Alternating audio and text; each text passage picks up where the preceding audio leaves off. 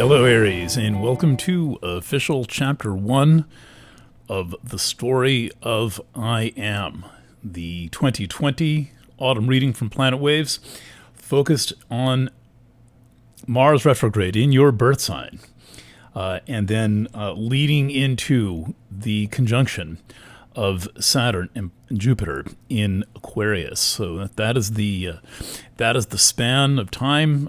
Any reading beyond this one will go into 2021, but from where I'm sitting right now here on the 25th day of August 2020, we have a lot of ground to cover between now and then, and it is a critical time to make a certain kind of progress that we need to make to be ready for this next phase of time when the planets all move into Aquarius.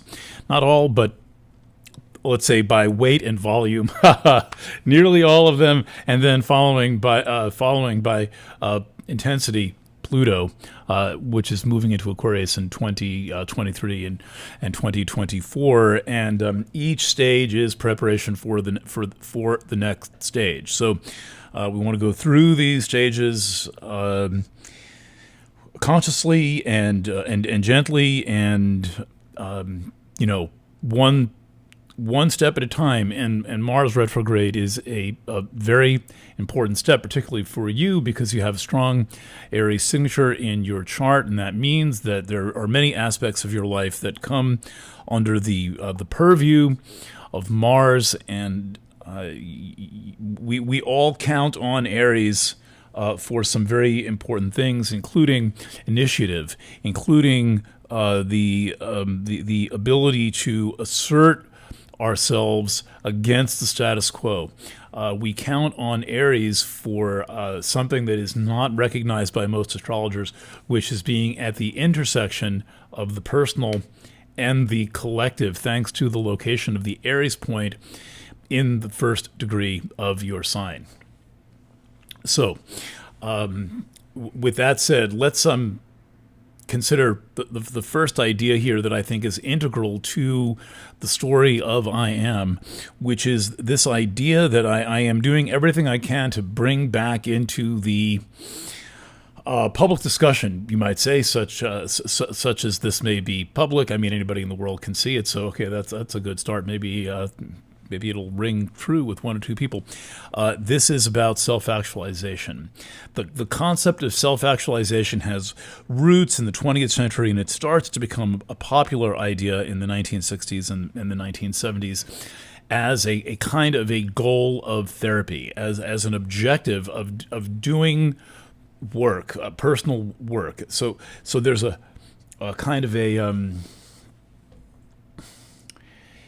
let's see, how do I say this? There's a goal involved in therapy in that era. It's not merely about feeling better. It's not merely about understanding yourself or psychoanalyzing yourself. And I'm not talking about psychiatry. I'm talking about the therapy movements of the 50s, 60s, and 70s that were radical in many ways and were designed to support the process of becoming and letting go of the things that were causing struggle, and getting a sufficient understanding of the things that were causing struggle, such that one could rise above them, such that one could be bigger than one's struggle and bigger than one's problems, and that is the process of self-actualization. There's also a definition when I studied this topic of self-actualization that describes it as a kind of a tropism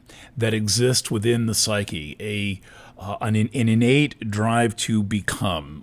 Like plants naturally lean toward the light. You leave a plant in the window, it leans toward the light. If there's a willow tree growing, it's going to grow toward the lake bed and insert its roots into the lake bed. A willow tree will crack through the foundations of a house to get to the water pipe. Tropism is a real thing. And one way to think of self-actualization is as a tropism, as a kind of a potent magnetism in in the soul, maybe the soul working through the personality to drive us to become who we are. This as drugs began to supplant therapy, this idea kind of fell by the wayside. Drugs, of course, have a way of suppressing all of these natural instincts. They suppress people's creativity. They always have. Starting with the first psychotropic drug, lithium, people who've taken the drug know that they hold us down. And that is the opposite of self-actualization. And over the years, I have seen a real change in attitude towards these psychotropic medications, and people going to from defending them vehemently to expressing wanting to be rid of them. And yet there are many psychotropic substances that we live with in the world that tend to suppress us, whether they be medical substances or food substances or stuff like that, or thought patterns that tend to suppress self-actualization. And yet I believe that the what you might call the soul or core self is wanting very actively to come through and to become, to drive us to become who we are, to drive our limbs and leaves toward the light and our roots toward the water, and our souls toward true self, and all of that. So, you have substantial help in this regard, owing to the blessing of Chiron in your birth sign. We're going to work with a chart today, and I'll just give you a quick look at that and how that. Oopsie, I can't knock that over. I've got a beaker of water there, hoping that this will reflect enough light toward the camera to dim the exposure a little bit, but that may not be working so good. So let's get rid of that and not spill this beaker of water, this friendly neighborhood chemical called H2O. I love sciencey shit, and that triangular flask qualifies. Okay, so here is Chiron. This arrived between 2018 and 2019, and Salacia, which worked its way in a little bit before that, and is a much slower moving point. And the two of them were in a conjunction in 2019 and early 2020. We'll add the Salacia article to the resources, and I'm not going to forget because I'm going to write it right on the chart. And the role that Chiron is playing is a radical let's wake up role. Chiron is the ultimate wake up call, and will always summon the people who need to wake up gently, and then tap a little harder, and then tap a little harder, and after like the third or fourth time that someone's not getting the message, there's going to be some kind of a breakdown in their biopsychic system. It could be anything from getting sick to driving a car into a tree, but there are consequences for not listening to the call of Chiron, because the call of Chiron is a call to healing, and it works on its own time, and so it's not quite ruled by Saturn time. Chiron, for example, can move through the chart and create an unusual time pattern. The last time you were almost as strongly under the influence of Chiron was between very late 2001 and 2004, when Chiron was moving through Capricorn. Since then, it's moved through Capricorn, and then Aquarius, and then Pisces, and then finally has arrived in another cardinal sign. So for some comparison, think back to when Chiron was in Cap, between, again, about November 2001, shortly after the 2001 incident, and then well into 2004. We're going to get to the territory that Chiron covered then. No matter what, those would be interesting years to journal out or to look back at whatever records you may keep. You may keep a written diary or something, or just to remind yourself what occurred in those years, because they very much play in to what we are experiencing now. So the first thing going on, and the first thing to remember about your astrology in any form that it takes, is that Chiron is in your sign and will be in your sign for another approximately 5 years. So you have this resource, tool, blessing, mitzvah, ability, and provocateur with you. One of the first astrologers to ever tackle Chiron was a guy named Al Morrison, a true original, one of the most brilliant astrologers, and wasn't taking any shit from anybody, and was very much a Chiron figure, very much his own man. By the way, the mentor of Debbie Kempton Smith, the author of Secrets from a Stargazer's Notebook, one of the best astrology books ever written.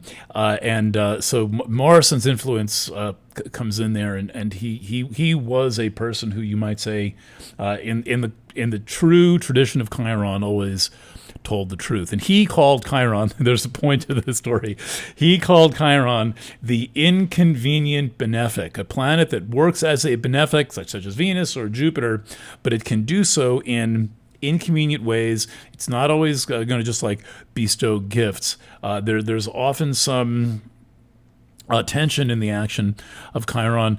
You have to give some to get back some. You have to do your part. You have to play your part in the role of healing, and that usually means making sure that you leave your awareness in a position where you are accessible to respond to conditions and circumstances, where you are in a position where you can evaluate what you have going on and what your needs are, and can actually respond, which means to be responsible to yourself. The inconvenient benefic part of Chiron also works in the way of a situation creating an injury or an irritation of some kind that then becomes an ability. So, for example, someone might, let's say, I would say a fairly typical example that someone might resonate with and listening is someone gets sick, and medical science is not producing the goods. It's not helping. It's just not working. And so the person then becomes interested in, say, for example, herbal medicine, because they don't have a choice. They're in some form of pain. They're experiencing some form of injury, debility, chronic illness, or something like this. And then they start to study herbalism to find a means of healing themselves, and then through that process they become an herbalist, and potentially a very good herbalist, because this is entered their life under this kind of influence. And so the pain and the injury and the sickness that they may have suffered then turns into a personal power, and then a gift that they can share with the world. That is Chiron working at its essence. That is the inconvenient part of the inconvenient benefic. There you go. That's Chiron. And Chiron is a beacon in your chart. And so make friends with Chiron. Read about Chiron. The books you can trust about Chiron are by Melanie Reinhardt, Chiron and the Healing Journey, and one that I prefer better, which you can start with, though it's seemingly a more advanced book. It's actually a much easier book, called To the Edge and Beyond, Saturn, Chiron, and the Centaurs. It's a transcript of a workshop, and it is fabulous. When you finish reading this, which could take you 2 or 3 days, and then you'll want to read it again, you'll understand Saturn. She starts with Saturn, and then Chiron, and Pholus, and Nessus. You'll learn the first 3 centaurs. Okay, so that's all by way of important background. This is inherently a time of self-actualization for you, because Chiron is making this journey through your sign over the course of about 7 to 8 years. Now, over the summer, beginning July 1st, Mars entered Aries. So Mars come in right in there, and then it keeps going all the way out to the end of the sign at about 28.5 degrees. It's going to station retrograde, and that happens on 9/9, and it lasts through 11/13. And the interesting thing about Chiron, Mars, a lot of planets, Mars, is that though its retrograde is only for about 10 and a half weeks, and it's retrograde the second least of all the planets, it actually, when retrograde, spends 6 months in a sign. So another thing that we could say about Mars retrograde is that it's spending 6 months in your sign, which is about embodying Mars in every possible way, in the way direct ahead of the retrograde.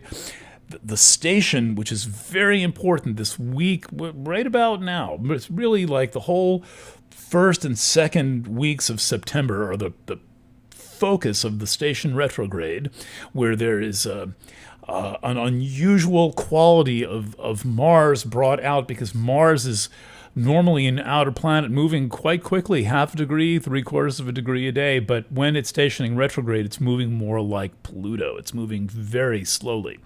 And so there's an unusual manifestation of Mars which grants an ability to unravel Mars for yourself. Now, then it's going to go all the way back, well, to 15 degrees, about halfway to the back of the sign here. I've got that marked in red. Then it will station direct during the first and second weeks of November, and then it will move back through, and then I believe it leaves Aries very early in 2021. So that is a while, and it is time enough for you to acquaint yourself with Mars, to absorb Mars, and that means a few things. It means, first of all, owning your desire. No guilt, no shame, no bullshit with yourself. Own your desire. It is yours to own. There are so many factors in society that lay a guilt trip on us just for wanting anything. Really, anything. I guess Americans have found it possible to make an exception for shopping. I guess that's the one thing we're allowed, but to there are experiences people want that make them feel guilty. There are people that people want that make them feel guilty. Sexual desire is a crucial element of Mars, and that is you're in this time of allowing yourself to really feel your desire. Now, when a planet is moving slowly, when it's kind of stretched or pushed into an extreme state, as Mars will be when it stations retrograde and then later stations direct, unusual properties of your desire may come out. Things that you don't normally want, or you may want when you're only half awake and your ego is not quite so defensive and allowing unfiltered material to percolate through, could come through in your dreams, which are a very powerful source of guidance for you in these years. And so be cool with that. Like, be cool with yourself. If you find yourself acknowledging desires that you might not normally have, that you might not normally want to recognize.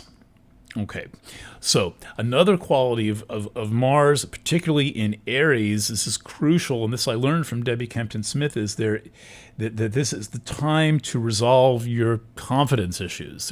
There is a confidence issue of involving Mars in Aries. We all now have Mars in Aries. You have it in a way that is very personal for you, and there is a claiming of your confidence. You might not think of confidence as a thing you claim. You might think of it as a thing that you're born with. You might think of it as something that people get lucky to have, or maybe they've had the right experiences that have trained them in a certain way. But there's also a claiming of confidence, a kind of an insistence that you be allowed to have this passport, to have this thing that will give you chutzpah, and part of how you claim it is you do the things that you might ordinarily not do. Now, as an Aries, I know every time I tell this to an Aries, I say, well, I do exactly those things. I'm curious what things you don't do that you want to do. So I would say yes, all that you do, all the things that you do, and you have the confidence to go that far. But tell me where your confidence runs out. Tell me where you get to the edge of your chutzpah, and suddenly feel like you're somehow under the thrall of some other influence. There's another factor of Mars, particularly in your sign, which is the embodiment factor. This is vital in the time of the internet, particularly for anything and anyone with a strong Aries signature. Maybe you're familiar with some of the work I've done based on my studies with the McLuhan family, which I've had the absolutely hilarious good fortune to be able to study McLuhan with the McLuhans. I can't even believe that when I say it, but I love these people. They love me, and we're good. And so I have learned about this, and one of the central teachings of the McLuhans is of the issue of disembodiment. First of all, the issue of the way that all of this beautiful electrical digital technology around us causes us to be disembodied. I'm right now existing in 3 dimensions. I'm here. I'm looking at myself on the monitor, and somewhere, sometime in space and time, it could be in August or September of 2020. It could be in 2500. I'm existing in multiple time dimensions and multiple locations at the same time, and so are you. Every time you embark on the internet, all of this disembodiment causes psychic chaos. Mars's presence in Aries and this potent retrograde in Aries, potent because I didn't even get to the best part of the specifics of this retrograde. I'll do that now. Is saying, get in your body, stay grounded, be in physical form, in conscious daily ways, nurture your physical being, take care of your physical space, do things that are physical, whether it is running around outside, or physically reading a physical book, or having sex with someone you like, or snuggling a dog, or meeting every dog and cat on the street.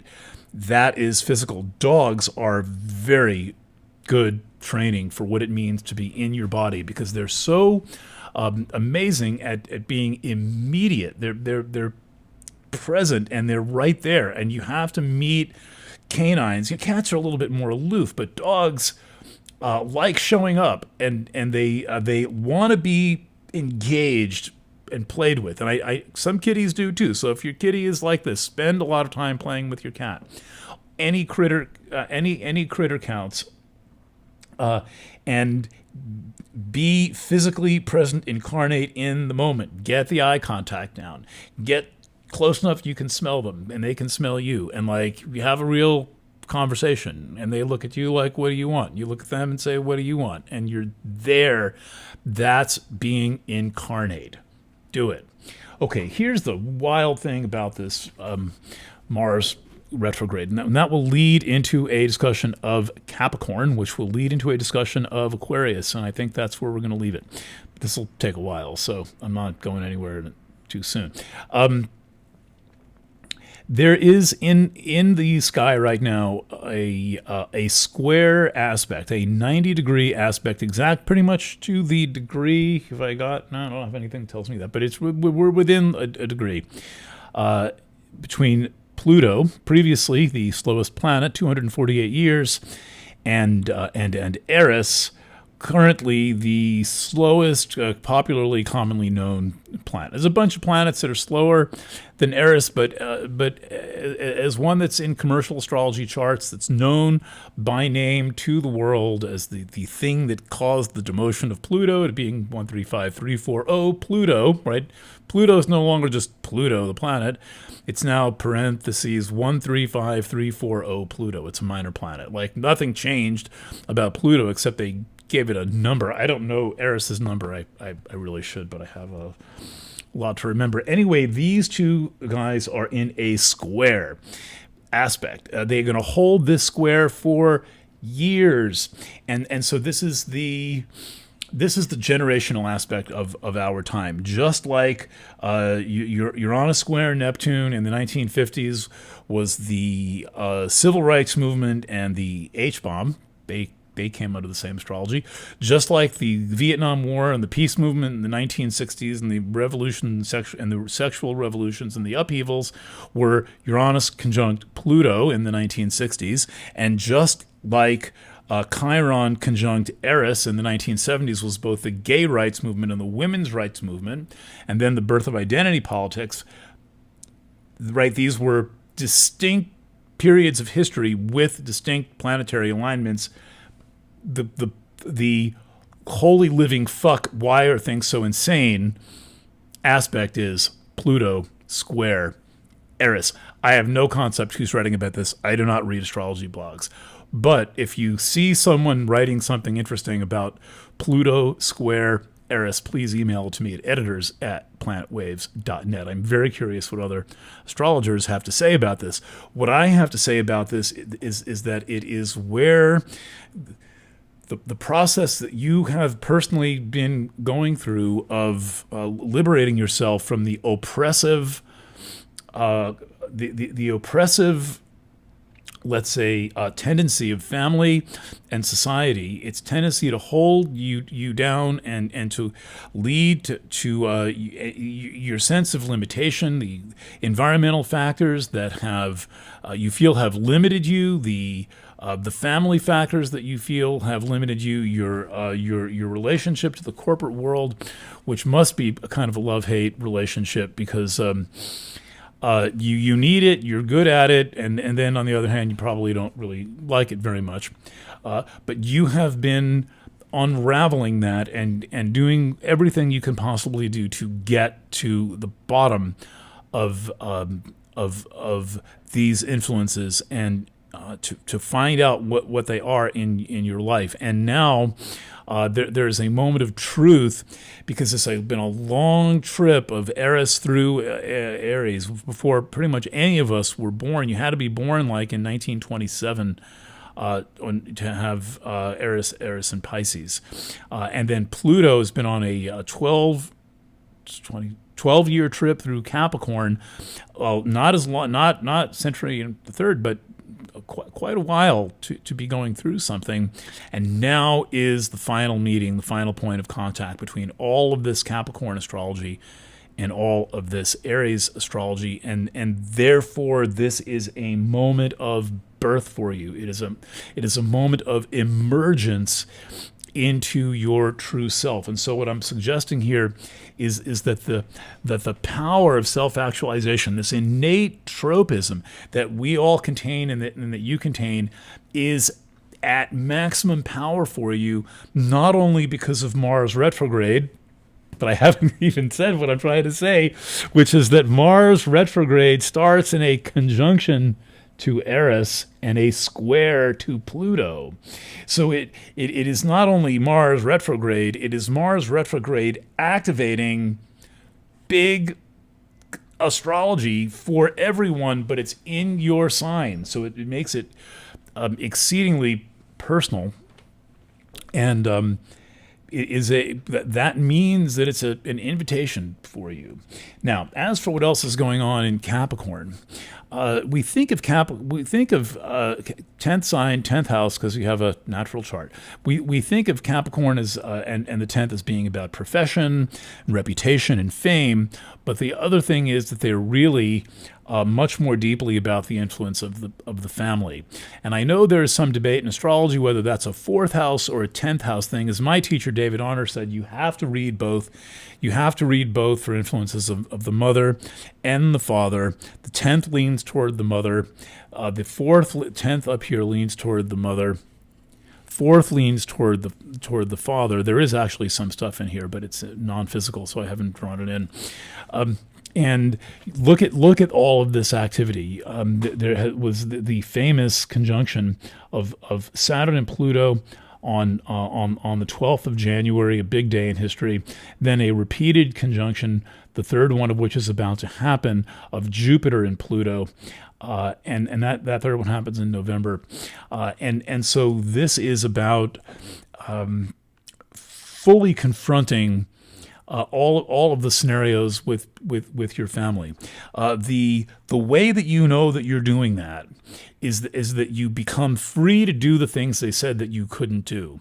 You become free to feel the things they said that you couldn't feel. You become free to express yourself in ways that they have said over and over again you couldn't do, or that made you uncomfortable. They try to get you to not do.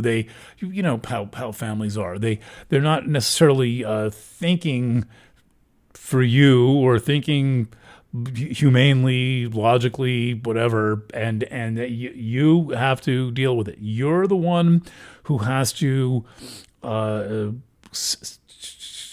I was going to say set the process in motion, more like release yourself into the process being in motion, going with the flow of the energy, and really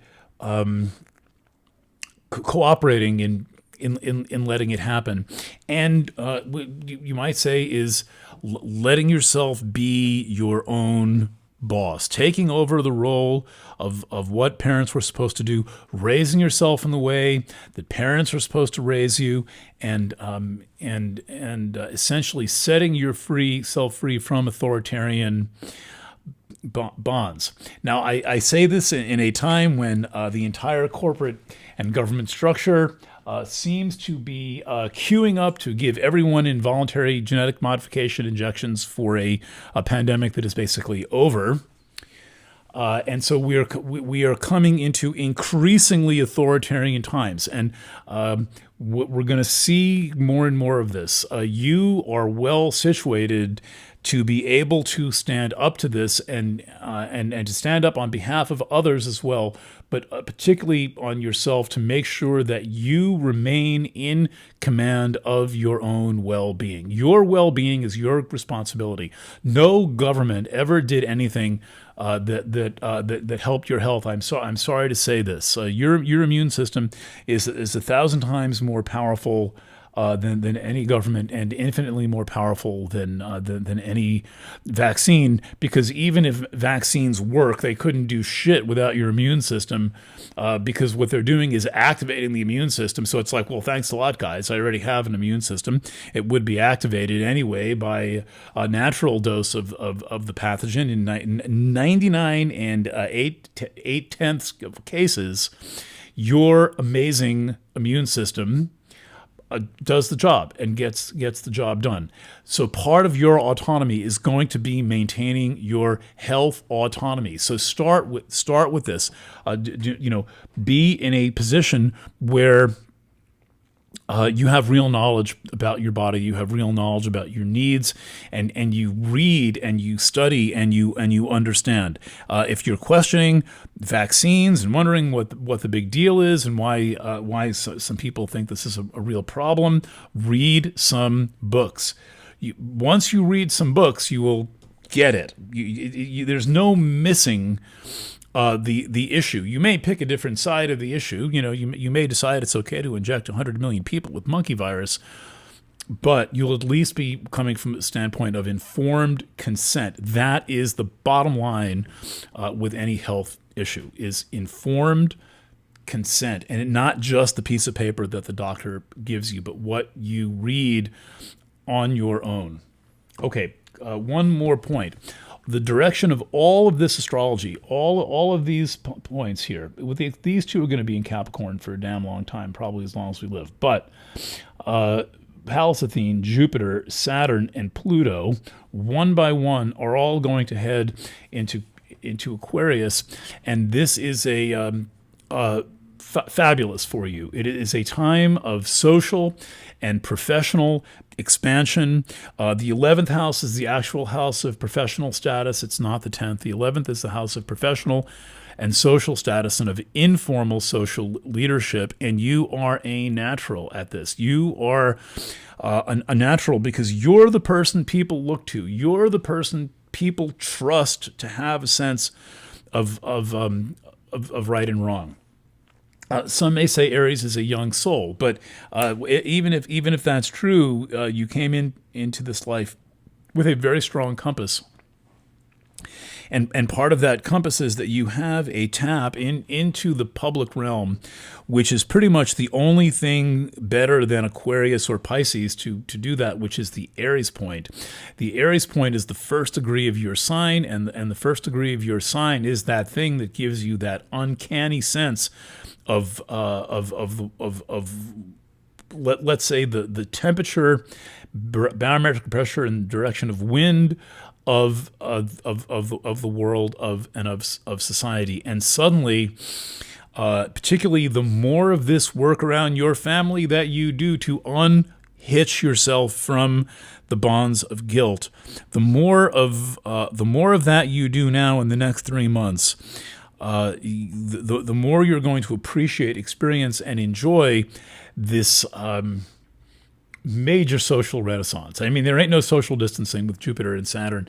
There is social. There is you being a presence in society in a way. I'm not sure that this interests you. Maybe it does, but it's the times that you are in. And hell, if you don't want to do it, if you're not interested in doing it, then just like stay close to what all the lies your parents told you about you, and any mean thing any teacher ever said to you. You'll be safely tethered to the ground. But if you want, and if you want to be around people and experience your full professional, social, financial potential, take over your life as your boss. Wage an insurrection against the guilt that people have laid on to you, and the limits that they have set upon your bliss, and get to be the person that you are. Many are counting on your example, but more than anything, you are counting on yourself to be the best example for yourself, and to be the best example you can be for others.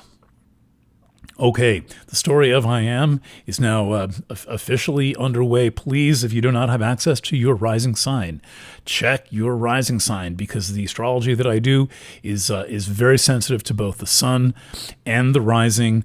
You can check partner signs if you have access to them, and I do invite people to share these videos, of course, reminding the people you share with that this is the way we buy all this cool stuff and get to spend 12 hours a day doing this work for you. But I really mean it. Share this work, and let that be the inspiration for a conversation with the people that you care about. Okay, feel free to write to me if you want to get in touch or have any feedback or questions, editors@planetwaves.net. As ever, a privilege and a pleasure to serve you, to work for you, and to do anything I can to make your life a little bit easier. With love. Bye for now.